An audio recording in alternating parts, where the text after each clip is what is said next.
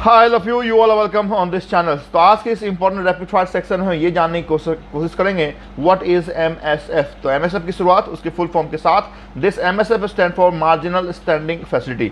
इस एमएसएफ की शुरुआत आरबीआई ने 2011 में इस नए विंडो की शुरुआत की, जिसका कारण सिर्फ इतना था कि जो बैंक रेट या रेपो रेट है जिसके अंदर आरबीआई दूसरे कमर्शियल बैंकों को लोन देती है, अगर उस लोन की लिमिट खत्म हो जाए और उसके बाद भी बैंक रिक्वायर्ड सम कैपिटल, सम लिक्विडिटी, सम लोन्स, तो इस विंडो के तहत बैंक्स आरबीआई से लोन ले सकती है और ऑल कमर्शियल बैंकों के लिए नहीं है। This is only for schedule commercial bank. दूसरी बात यह है कि इस एमएसएफ के अंदर एनडीटीएल का 1% ही एक्सेस लोन लिया जा सकता है। तो ये बहुत इंपॉर्टेंट है कि एनडीटीएल, जितने भी बैंकों में टोटल एनडीटीएल हैं, उसके 1% तक ही बैंक लोन ले सकती है। उसके रीजन में ये हमें देना पड़ेगा कि रेपो रेट की जो सीमा है वो समाप्त हो चुकी है ना। बैंक्स के बोरोइंग के जितने भी फंडे हैं वो खत्म हो जाए तो ही बैंक्स एमएसएफ का यूज कर सकती है। Only schedule commercial bank 1% of total NDTL and this lending is for overnight period 1 day only.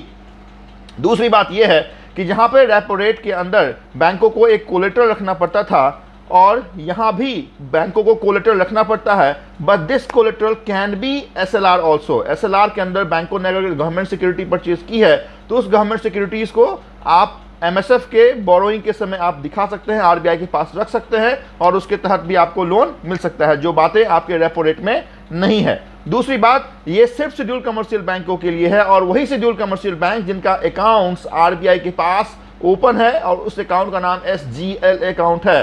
This account stand for subsidiary general ledger account. जिस अकाउंट में गवर्नमेंट सिक्योरिटी का ही लेन देन है ना, purchase selling होता है, उसी अकाउंट को हम एसजीएल अकाउंट कहते हैं और उसी के अगेंस्ट एक दिनों के लिए आरबीआई अपने शॉर्ट टर्म लिक्विडिटी को बैंकों को क्या करती है तो देती है।